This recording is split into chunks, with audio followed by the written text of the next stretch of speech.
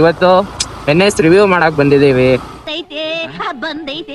ಹುಡುಗರೆಲ್ಲ ಇಲ್ಲೇ photo shoots ತೆಗಿತಾವ್ರ ಆಗ್ಲೇ. ಯಾರನ್ನಾಗ್ಲಿ ಒಂದ್ ಬೆಲೆ ಕೊಟ್ಟು ಬೆಲೆ ತಗೊಳ್ರಿ.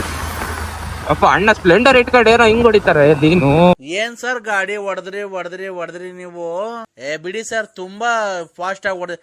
ಜೀವ ಲೆಕ್ಕಿಸದೆ ಗಾಡಿ ಓಡಿಸಿದಿರಲ್ಲ ಸರ್ ನೀವು. Single cylinder engine, air cooled engine. ಮತ್ತು ಆಲ್ಮೋಸ್ಟು ಮೈಲೇಜ್ ಬಂದರೆ ನಿಮಗೆ 12 ಲೀಟ್ರು ಟ್ಯಾಂಕ್ ಕೊಟ್ಟವನೆ. 12 ಲೀಟ್ರಲ್ಲಿ ಲೆಕ್ಕ ಹಾಕೊಂಡ್ರೆ ಒಂದು 45-50 ಕೊಡುತ್ತೆ ಅಂತ ಶೋರೂಮ್ ಅವ್ರು ಹೇಳ್ತಾರೆ. 40 ಕೊಡ್ಬೋದು. ಇದು ತೋರಿಸ್ತಿದೆ 35 ಅಂತ, ಬಟ್ ಅದು ಕರೆಕ್ಟಾಗಿ ಗೊತ್ತಿಲ್ಲ, ತಪ್ಪಾಗಿ ಗೊತ್ತಿಲ್ಲ. ನಂಗೆ ಕೊಡಲ್ಲ ಸರ್, ಕೊಡಿ ಸರ್.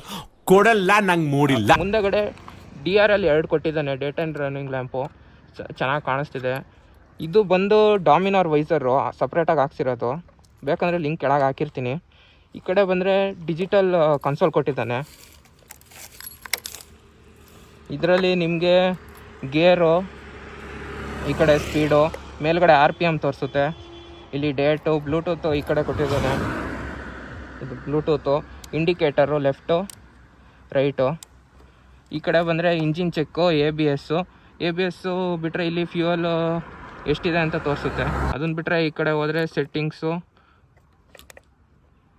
ಸೆಟ್ಟಿಂಗ್ಸಲ್ಲಿ ನಿಮಗೆ ಡೇಟು, ಟೈಮು ಎಲ್ಲ ಸೆಟ್ ಮಾಡ್ಬೋದು. Bluetooth, mileage. ಅಪ್ಪೇ, ಇದು ಯಾವ್ದೋ ಫ್ಲಾಶ್ ಬ್ಯಾಕ್ ರೆಬಲ್ ತರ ಅಂಬರೀಶ್ ಹಳೇದು, ಅಕ್ಕಿಲ್ಲ ಬೆಳೆ ಇಲ್ಲ, ಚಕ್ರ ಕತೆ ತಂಗಿದ್ಯಲ್ಲಪ್ಪೇ. E20 ಬರುತ್ತೆ. E20 ಫ್ಯೂಯಲ್ ಸಪೋರ್ಟ್ ಮಾಡುತ್ತೆ. ಹೊಸ ಮಾಡಲು BS6 ನೋಡ್ಬೋದು. ಮುಂದೆಗಡೆ ಹ್ಯಾಲೋಜನ್ನು ಫುಲ್ಲು ಎರಡು ಹ್ಯಾಲೋಜನ್ ಕೊಟ್ಟಿದ್ದಾನೆ. ಎಲ್ಲ ಬರೀ ಹುಡುಗಿರು ಹಾಕೊಂಡು ಹೋಗ್ತಾರೆ. ನಾನೇ ನನ್ನ ಫ್ರೆಂಡ್ ಹಾಕೊಂಡು ಹೋಗ್ತಿದ್ದೀನಿ. ಇನ್ನೂ ನಿನ್ ಜೊತೆಯಲ್ಲಿ ಎಷ್ಟು ಊರಲ್ಲಿ ಹುಚ್ಚ ಒಯ್ಯೋದು ಬ್ಯಾಲೆನ್ಸ್ ಐತೆ ಹೇಳ್ಬಿಡಪ್ಪ. ಸೊ ಗೈಸ್, ಫ್ರಂಟ್ ಬಂದುಬಿಟ್ಟು ಡಿಸ್ಕ್ ಬ್ರೇಕ್ ಸಿಗುತ್ತೆ ನಿಮಗೆ, ಅದೇ ABS ಜೊತೆ ಸಿಗುತ್ತೆ. ಬ್ಯಾಕ್ ಬಂದು ಡ್ರಮ್ ಬ್ರೇಕ್ ಸಿಗುತ್ತೆ. ಹಿಂದಗಡೆ ABS ಸಿಕ್ಕಿಲ್ಲ. ಬಿಟ್ಟರೆ ಈ ಕಡೆ ಇಂಡಿಕೇಟರ್ಸು. ಇದು ಈ ಕಡೆ ಬಂದರೆ ಹೈ ಬೀಮು, ಲೋ ಬೀಮ್ ಕೊಟ್ಟಿದ್ದಾನೆ. ಇದು ಬಂದುಬಿಟ್ಟು 140 kg ಇದೆ ಗಾಡಿ. ಸಖತ್ ಭಾರ ಇದೆ. 805 mm ಹೈಟ್ ಬರುತ್ತೆ. ಇದು ಪರವಾಗಿಲ್ಲ, ಓಡಿಸ್ಬೋದು. ಶಾರ್ಟ್ ರೈಡರ್ಸ್ಗೂ ಪರವಾಗಿಲ್ಲ, ಹೋಗುತ್ತೆ ಗಾಡಿ. ಬಟ್ ಸ್ವಲ್ಪ ಹೈಟ್ ಆಯಿತು. BS4ಗೆ ಕಂಪೇರ್ ಮಾಡಿದ್ರೆ BS6 ಹೈಟ್ ಮಾಡಿದ್ದಾನೆ. ಗಾಯ್ಸ್, ಮುಂದೆಗಡೆ 2 DRL ಕೊಟ್ಟಿದ್ದಾನೆ. ಅದನ್ನು ಡೈರೆಕ್ಟಾಗಿ ಆನ್ ಮಾಡಿದ್ರೆ 2 ಒಟ್ಟಿಗೆ ಆನ್ ಆಗುತ್ತೆ. ಅದು ಸಿಂಗಲ್ DRL ಮಾತ್ರ ಆನ್ ಮಾಡೋಕ್ಕೆ ತೋರಿಸ್ತೀನಿ. ಫಸ್ಟು ಫ್ಯೂಯಲ್ ಇಂಜೆಕ್ಟರ್ ಆನ್ ಮಾಡ್ಕೊಳ್ಳಿ.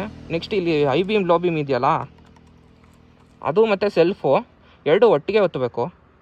ಸೊ ಗಾಯ್ಸ್, ಈಗ ಹೇಳಿದ್ನಲ್ಲ, ಅದೆರಡು ಅಟ್ ಎ ಟೈಮ್ ಒತ್ತಿದ್ರೆ DRL ಮಾತ್ರ ಆನ್ ಆಗುತ್ತೆ. ನೋಡ್ಬೋದು. NS 200, NS 160 ಇದೆ ಫೀಚರ್ಸು, ಬಟ್ NS 125 ಕೊಟ್ಟಿಲ್ಲ ಅವನು. ನಂಗೆ ಕೊಡಲ್ಲ ಸರ್, ಕೊಡಿ ಸರ್. ಕೊಡಲ್ಲ, ನಂಗೆ ಮೂಡಿಲ್ಲ. ಸೊ ಗಾಯ್ಸ್, ಇಲ್ಲಿ ಸ್ಟಿಕ್ಕರ್ ಇಲ್ಲಿ ಕಾಣಿಸ್ತಾ ಇದೆಯಲ್ಲ ನಿಮಗೆ 125 ಅಂತ, ಅದನ್ನು ಕಿತ್ತಿ ಬೇರೆದು ಬೇಕಾದರೂ ಹಾಕ್ಸ್ಬೋದು. ಸಕ್ಕದಾಗಿ ಕಾಣುತ್ತೆ ಮಾತ್ರ, ಸ್ಪೋರ್ಟ್ಸ್ ಬೈಕ್ ಥರ. ಸ್ಪೋರ್ಟಿ ಲುಕ್ ಕೊಟ್ಟಿದ್ದಾನೆ. ಸ್ವಲ್ಪ ಬೆನ್ನು ಅಂದರೆ ಹೋಗ್ಬೋದು, ಒಂದು 100 ಕಿಲೋಮೀಟರ್ಸ್ ಎಲ್ಲ ಹೋಗೋಕ್ಕಾಗಲ್ಲ. ಒಂದು 50 to 60 ರೆಕಮೆಂಡ್ ಮಾಡ್ತೀನಿ ನಾನು. ಅಷ್ಟು ಹೋಗೋಷ್ಟೊತ್ತಿಗೆ ನಿಮಗೆ ಬೆನ್ನು ನೋವು ಸ್ಟಾರ್ಟ್ ಆಗುತ್ತೆ ಆಗಲೇ. ತುಮ್ ಕ್ಯಾ ಥೇ ಔರ್ ಕ್ಯಾ ಹೋ ಗಯೇ.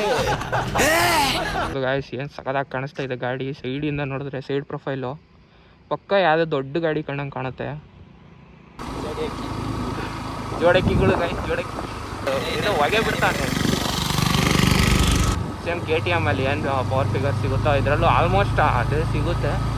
ಬಟ್ ಸ್ವಲ್ಪ ಡೌನ್ ಅನ್ನಿಸ್ಬೋದು ನಿಮಗೆ. KTM 200 ಅದೆಲ್ಲ ಓಡಿಸ್ಬಿಟ್ಟು ನೀವು ಬಜಾಜ್ ಓಡಿಸ್ತೀನಿ ಅಂದರೆ ಸ್ವಲ್ಪ ಪವರ್ ಇಶ್ಯೂ ಕಾಣಿಸ್ಬೋದು.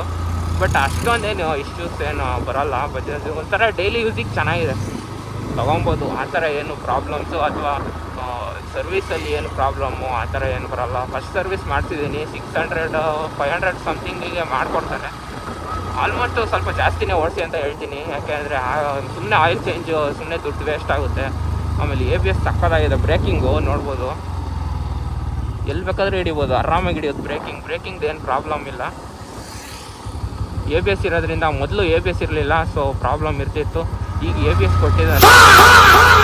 ಇನ್ನು ಟಾಪ್ ಸ್ಪೀಡಿಗೆ ಬಂದರೆ 115 ಹೊಡೆದು 110 ಸಮಥಿಂಗ್ ಹೊಡೆದಿದ್ದೀನಿ ಬಿಲಿಯನ್ ಜೊತೆ.